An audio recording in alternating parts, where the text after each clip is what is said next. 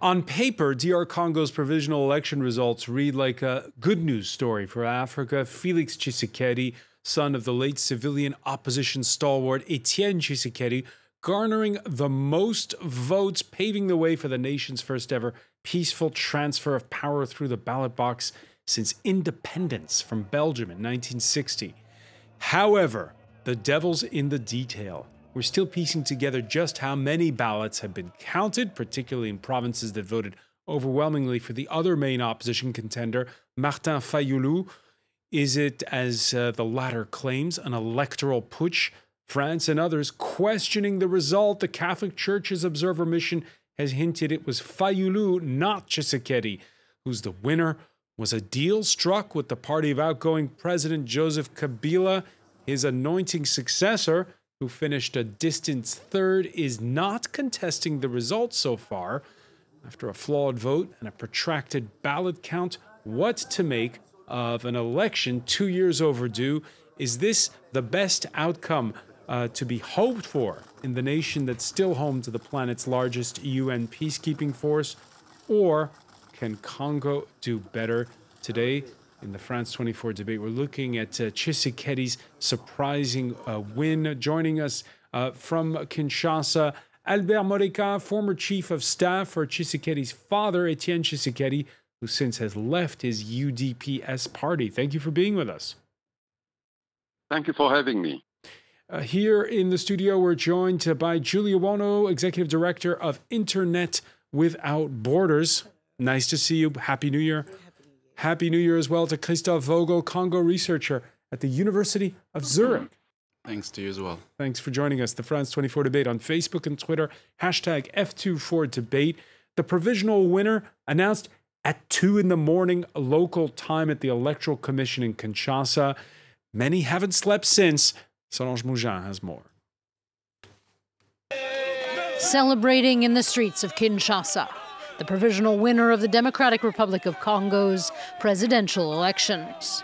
Supporters of opposition leader Felix Tshisekedi took to the streets with joy and hope.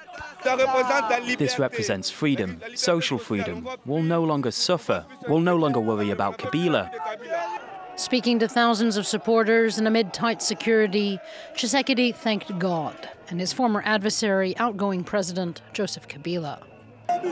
Today, we should no longer consider him as an adversary, but more as a partner in the democratic change in power in our country. The news of the provisional results came after repeated delays and amid a climate of tension for fear of outbreaks of violence.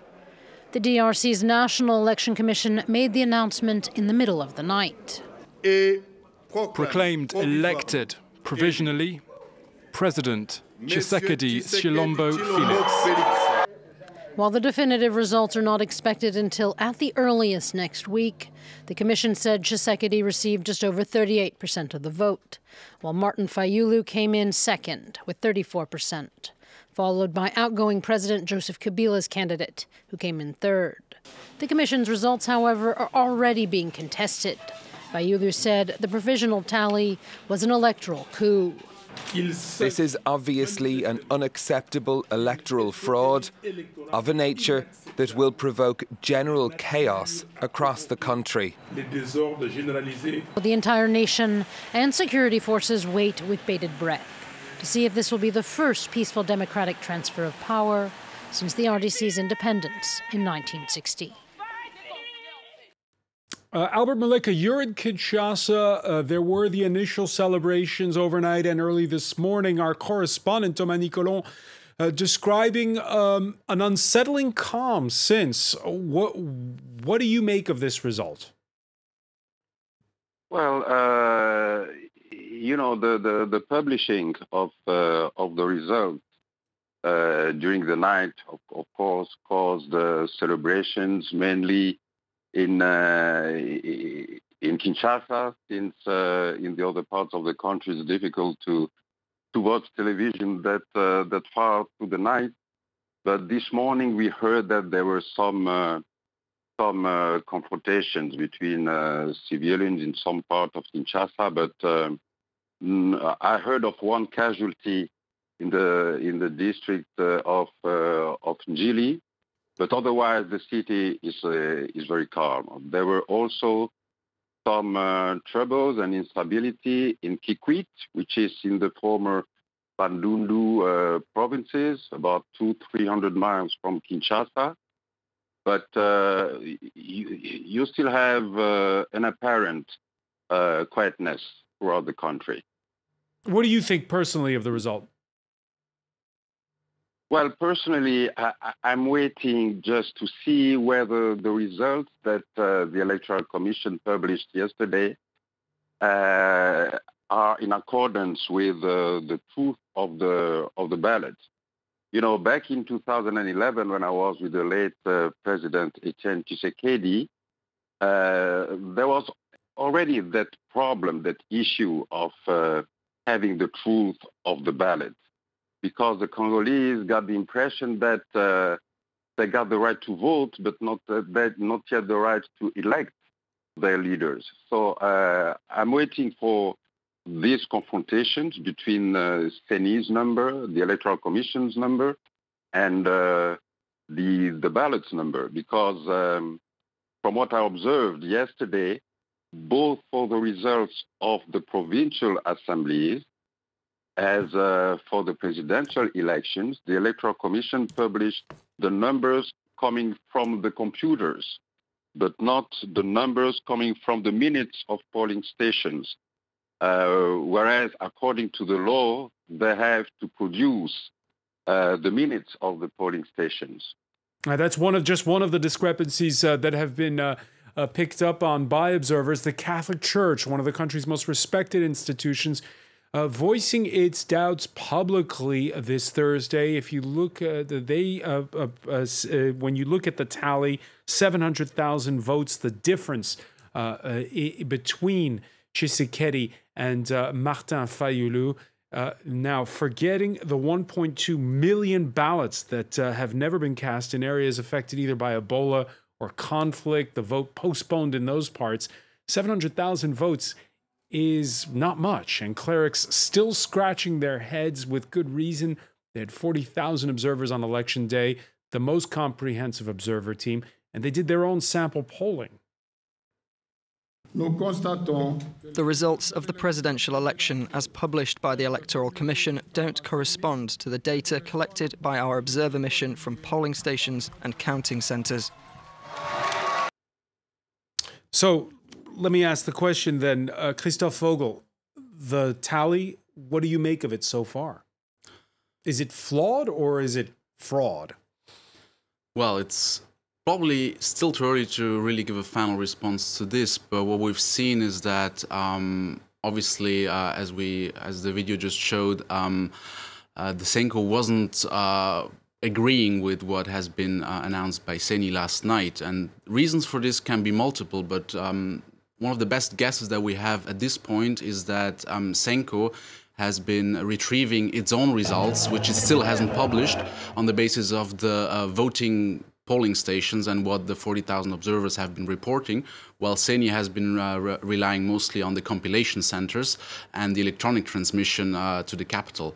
And whether or not this is gonna converge at some point will be a question to be asked also when the final results are going to be published. Yeah, Martin Fayulu calling on the church to publish the results that it has from its observers. At this point, I'd like to welcome to our conversation Alidor Mulambe of Joseph Kabila's People's Party for Reconstruction and Democracy. Thank you for joining us from Luxembourg. Do you accept the results? I accept the results. According to our constitution, it's the CENI who is authorized to give the results. And the reason why we are following the constitution, I'm agree with the results. Now, the next step will be to get the confirmation from our Supreme Court. All the rest, all the number from Senko, from so-called observer here and there, as basically, for us, almost useless. Giulio Ono, your thoughts? Because the number from Senko, the Senko numbers, if you think that the Senko is getting money from some government from foreign government, it looks like they basically published the number their government who give them the money wanted to get.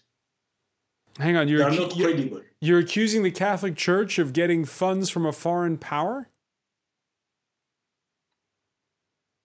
That they say themselves. They say themselves that they get money from the Belgian government, from the French government, and so forth. Mr. Abbé Cholet give this information. It's not something I'm inventing. Julia Wono? You can see that on the YouTube. Let me ask Julia Wono about this. Well, I don't want to comment on the. I mean, to have 40,000 election observers deployed requires some support, either from government authorities or other people who are able to help. So I wouldn't be able to comment on that. But on the election itself and the results, it is absolutely true that from what we have observed, that the trust and transparency needed for the ballot to be cast in a trustful environment and for the results to be accepted by the majority have not been it's not exactly what happened in the DRC in the past few weeks. We have to remember that up until today, for instance, the internet was not accessible to populations in the country. It's still cut off. Our correspondent said something. Okay, that's we had more or less different. I mean, some people at least were in saying Kinshasa. Yes, at least in Kinshasa. So this for us at Internet Without Borders is the first sign that an election that there are doubts. Definitely. Why? Because connectivity and telecommunications are essential, even for electoral commissions, for independent observers like the Senko has deployed in the DRC, and unfortunately disrupting or blocking people from communicating, electoral missions from communicating is certainly, does not foster transparency and trust in the ballot. This said, it's not Kabila or the FCC which has won the election, allegedly, or at least temporarily, from the temporary result that were published. It's Felix Tshisekedi. So to some extent, many are saying, to some extent, there has been a change in power, and this is what people had been asking for. So it would be important and essential that the true results are known by by everyone, but it's unlikely. From our perspective, from what has happened in the past few months and the past few weeks, it's probably unlikely that we will know exactly the truth of the number of ballots which have been casted for whom and in what circumstances, because there have been a lot of dysfunctions during the vote. And as Alber Lekha said at the outset of our conversation, competing narratives and protests in some parts. In Kisangani, there were reports of protests earlier. In Kikwit, 2 protesters, 2 police killed, according to local authorities. Alber Lekha, at this point in time, for so many years, there was Felix Tshisekedi's father, who fought as the opposition leader. His son is elected. How do you feel about that? Well, on one hand, I feel, much pride, but still, in order for that pride to be complete, I need to be assured that this victory is based on the truth of the ballot. Because, I remember, as I told you, back in 2011, we had the same problem of asking for the confrontation of the Electoral Commission's figures with the ballots, especially with the minutes of the polling stations. But I see that likewise in these elections, the Electoral Commission is not displaying any minutes of polling stations. And again, back in 2011, there was an appeal to the Supreme Court at the time, because now the Supreme Court has been replaced by the Constitutional Court. And one of the runner-up, Mr. Kamere at the time, appealed to the Supreme Court, and he came with his minutes of polling stations, but we didn't see the correspondent minutes of the polling stations from Mr. Kabila at the time. So I think now we are going into a second step, the second step, which is the appeal to the constitutional court for the candidates who feel that they've been deprived from their rights, and we'll see whether the Electoral Commission will be able to bring those minutes of polling stations to allow the constitutional court to issue its rightful judgment on it. Many unanswered questions still at this point. When we come back, we're going to take a look at some of those international reactions to the announcement made earlier. Stay with us. You're watching the France 24 debate.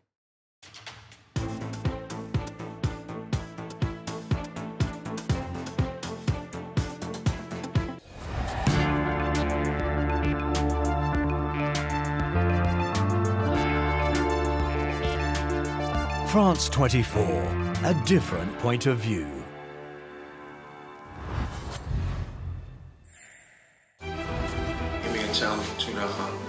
Parents have great difficulty in bringing up their children. When they aren't drinking, they spoil them too much, and they overprotect them. And as soon as they start drinking, they forget about them completely. When our parents drank, they said awful things to us. Like, they didn't want us anymore. They were waiting for us to die, my brother and me. When his girlfriend left him, my brother felt completely abandoned. However often I go to his grave, it still doesn't comfort me. It's terrible, but this way out by suicide, we've all been tempted by it at some time. Reporters on France 24 and France24.com. You might watch France 24 in English, but don't forget, France 24 is also broadcast in French, Arabic, and Spanish. Muy buenas tardes, bienvenidos a las noticias de France 24. Available on cable and satellite systems and online media in France and around the world.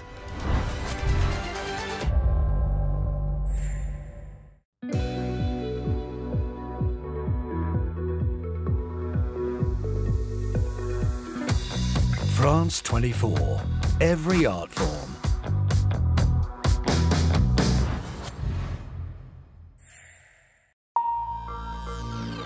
Welcome back. Before we resume the France 24 debate, some of the stories that Laura Cellier is watching for you in the newsroom. Donald Trump en route to the Mexican border. Before leaving for Texas, the U.S. president again raises the specter of a national emergency if Congress refuses to fund his wall. Nicolas Maduro sworn in for another 6-year term. He demands respect from the international community, in particular the EU. Meanwhile, the Organization of American States declares his government illegitimate, and Peru recalls its last diplomat from Caracas.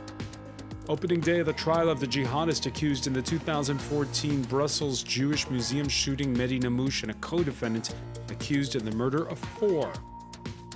Jaguar Land Rover to slash 4,500 jobs, most of them in Britain, slowing sales in China, blamed for the redundancies. We'll have all the day's business with Kate Moody.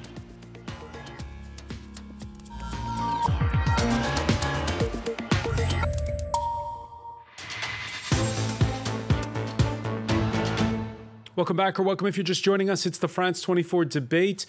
And we're looking at Congo's attempt to have a peaceful transition through the ballot box, a first since independence from Belgium in 1960. Overnight, we had the National Electoral Commission declaring the surprise winner, Felix Tshisekedi, the opposition leader, who for some had been polling in a distant second, who has been declared the winner. With us to talk about it, the former chief of staff to Tshisekedi's father, longtime opposition stalwart Etienne Tshisekedi. Alber Lekha is with us from Kinshasa. Welcome back as well to Julia Bono, executive director of Internet Without Borders, and Christophe Vogel, Congo researcher at the University of Zurich. Let's take a look at international reactions. The United Nations Secretary General calling for all sides to restrain from acts of violence. South Africa's President Cyril Ramaphosa cautiously congratulatory in the statement that his office issued, calling for peace and stability during the election process, urging all regional and international interested parties to refrain from speculation and allow the National Electoral Commission, CENI, to complete the process.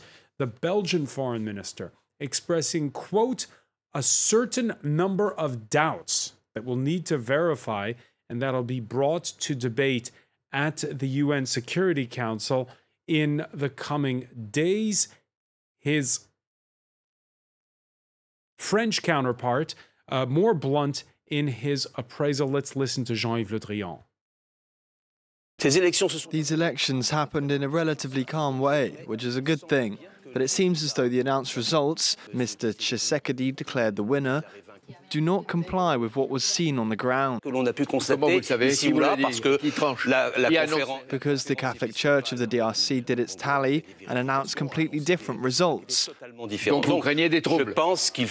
So I think we need to remain calm, avoid confrontations, and clarity should be sought regarding the results. Christophe, a lot of people asking about those remarks. They were made on breakfast television just a few hours after the announcement of the provisional result. Why the straight shooting there from France's top diplomat? Well, I mean, indeed, he was the quickest to react this morning in terms of major international stakeholders. I ignore personally why France decided to go on air that quickly. He's certainly right in pointing out that despite earlier fears, both the election day and today has been relatively calm. However, the big problem is the contestation that we're likely gonna see now, because basically every major stakeholder now has something to worry about and something to fear. I mean, Lamuka and the FCC are the losers on paper so far. But also Tshisekedi is a surprise winner, but at the same time, there will be lots of questions to which extent his victory is going to be confirmed and what his potentially upcoming presidency will look like. And you heard Alidor Mulombe in part one of our discussion, accusing foreign powers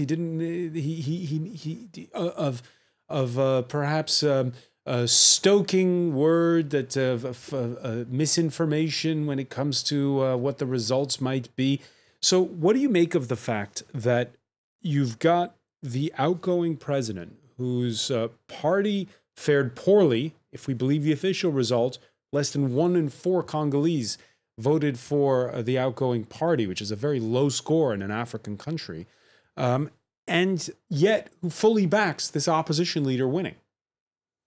Yeah, well, indeed, it's surprising that we have been hearing a number of stakeholders from the government side, starting with Kabila's advisor Kikaya bin Karubi this morning early on, to accept those results.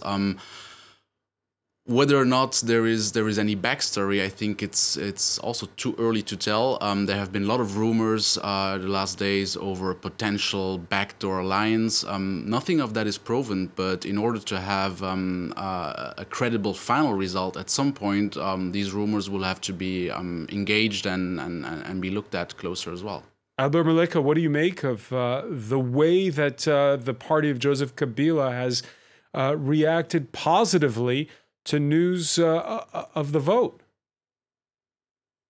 I think the party has to obey to the orders coming from the chief, because, not later than yesterday around midnight, I was in the Gombe precinct and I saw people, rejoicing over Mr. Shadari's victory.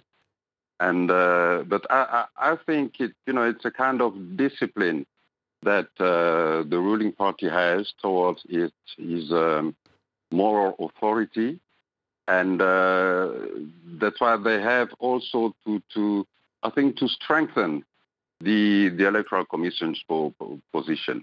That there's always been that. Are you surprised that they're so quick to accept the loss of their own party's candidate? No, not at all, because I knew it in advance that the candidate would accept the results at once. But I think the problem remains. The problem is that the challenge for the Congolese people and the challenge for the Electoral Commission was to achieve that peaceful transfer of power. But in order for that transfer of power to be peaceful, in the short, medium, and long term, is that this transfer of power must be founded on the truth and the justice, the truth of the ballot, and then you can build on justice for the development of your society. So you heard Christophe Vogel there talking about how there's unconfirmed rumors of speculation about perhaps some kind of backroom deal between the party of Joseph Kabila and those close to Felix Tshisekedi. Julia Wono, your thoughts on how the various parties are reacting so far to these provisional results? So the reaction, first of all, the reaction from the French Minister of Foreign Affairs was quite interesting when we compare it to other elections which happened not too far from that region a few months ago, which were also very questionable with regards to their constitutionality. The message was definitely not the same. So it would be interesting to question the consistency of the reactions from the foreign affairs, the French authorities on elections in the Central Africa and Great Lake regions. This said, historically, it's very rare, at least in this region, that an opponent is given victory following a contestation before a constitutional court, and this questions the future, definitely, in terms of whether the constitutional court in the DRC will take the courage, like we've seen in Kenya, for instance, in 2017, will take the courage to question the current regime's ability to have organized faithful and free and fair elections. But historically, again, in the region, it hasn't been seen yet. So probably we'll be surprised, hopefully, in the next few days. Last but not least, on this issue of possible backstories, to compare also with compare again with other experiences in the region, the same was said of President Lorenzo in Angola, that he would be a puppet, let's call it that way, of the former president. And we've seen that the first thing that he did when he came to power was to clean up a little bit with regards to corruption and specifically ties of the Dos Santos family with public affairs and economic affairs of the country. So one thing is sure is that people who make promises are the only ones who can commit themselves to respect them.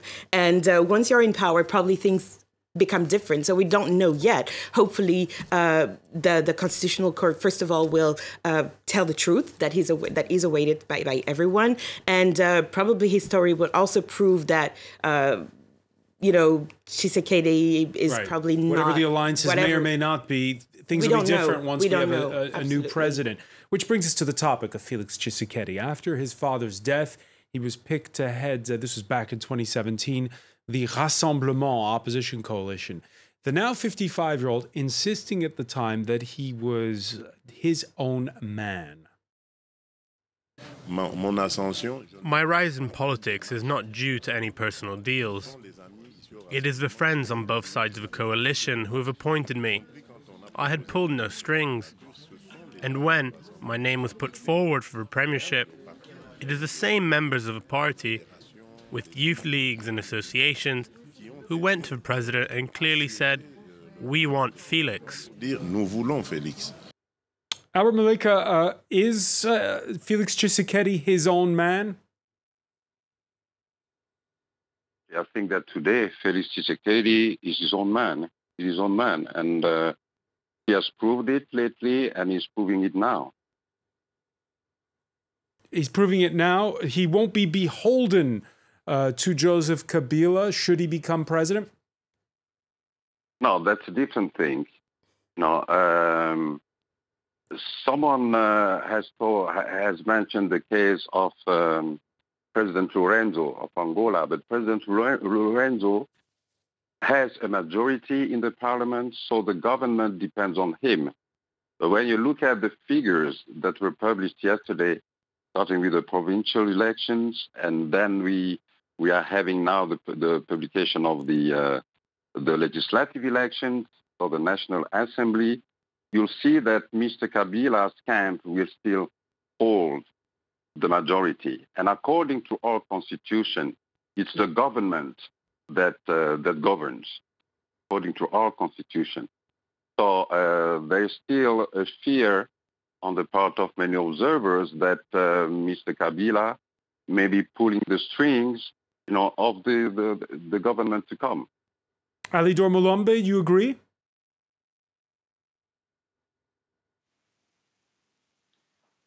There is a fear that what he's saying, but I think that the Tshisekedi and his party, they are enough mature today that basically they will resist to anything else as really what's happened here on the election.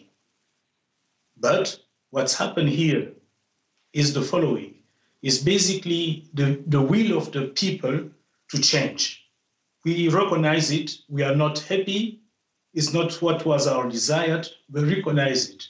But the other side, when you take the election in the parliament, looks like the people wanted a change, but not an absolute change.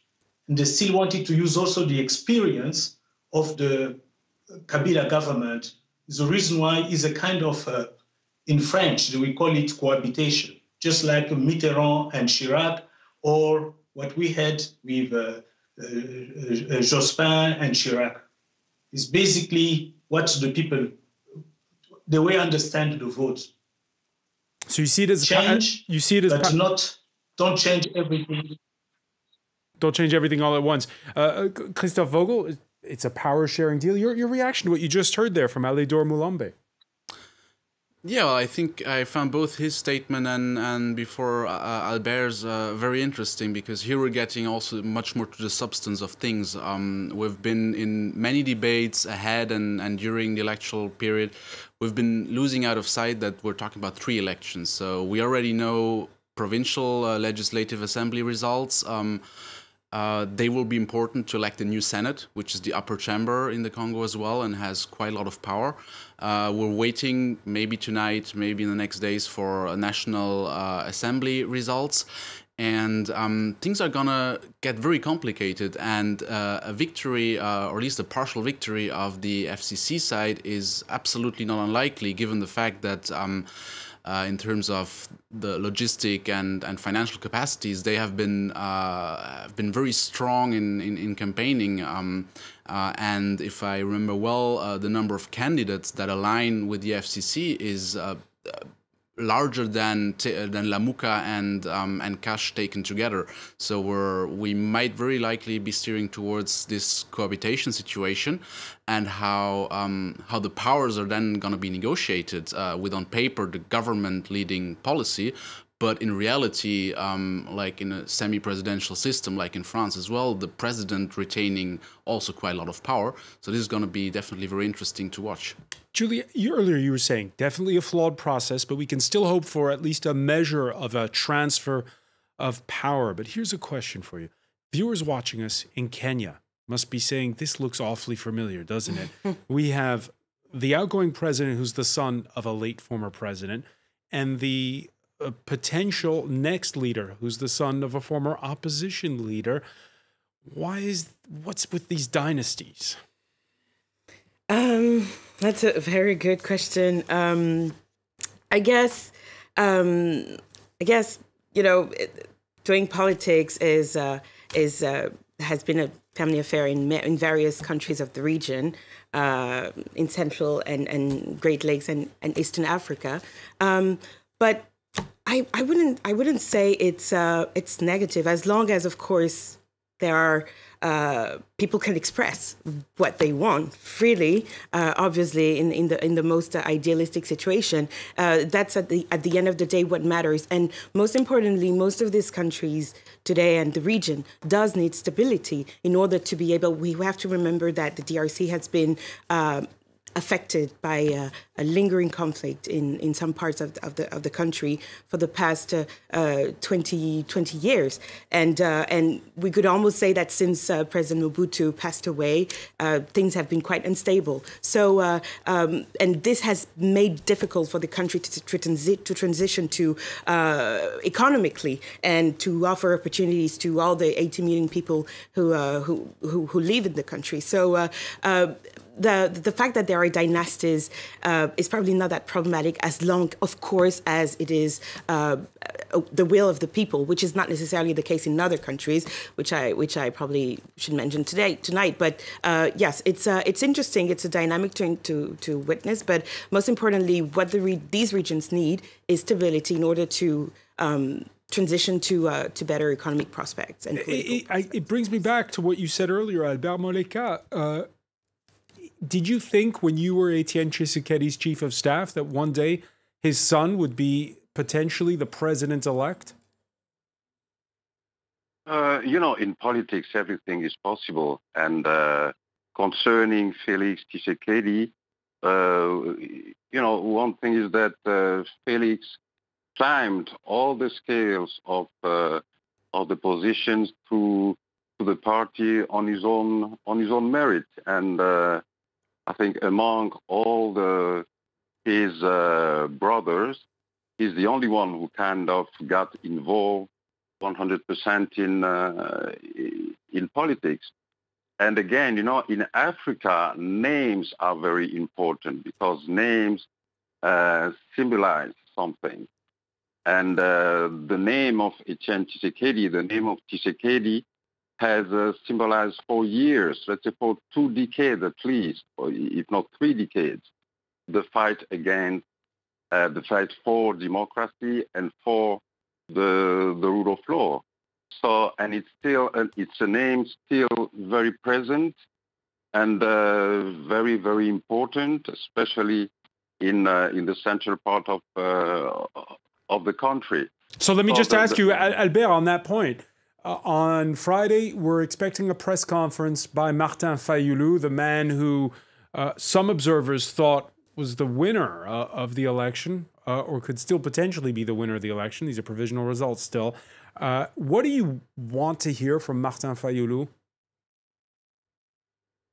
Well, I know Martin Fayulu very well. He's a close friend of mine. Actually, it's the late Etienne Tshisekedi which introduced me to Martin and instructed us back in 2010 to organize 2 demonstrations in Kinshasa. So he's a person with high ethical values.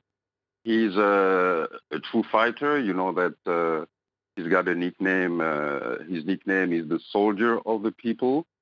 And he's a very, very sincere and mature politician. So I know that he knows all the details of the problem, of the issue. He's been in Parliament during two legislatures, so he has also the knowledge of the law. Because what we will be dealing now with is respecting the law. My brother earlier spoke about the Electoral Commission, which is, according to the Constitution, the only institution that can give the figures for the election. Okay, but the Electoral Commission has also the obligation to respect the law. And the law says that it has to publish the figures backed by the minutes of polling stations. And that, I think, something that we still have to fight for and to gain from the Electoral Commission. But returning to Martin, I expect Martin to be be mature, but to speak the truth. And he may be able also to give their own figures and to give some instructions to the population. But I think everybody would like to see this process go quietly. But it's really a challenge now, because as long as the people are not convinced that they've had the truth of their ballot, it will be difficult. All right, we'll have to leave it there for now. I want to thank you, Alber Lekha, for joining us from Kinshasa, Alidor Mulambe for being with us from Luxembourg, Julie Owono, Christophe Vogel. Stay with us. Media Watch is next.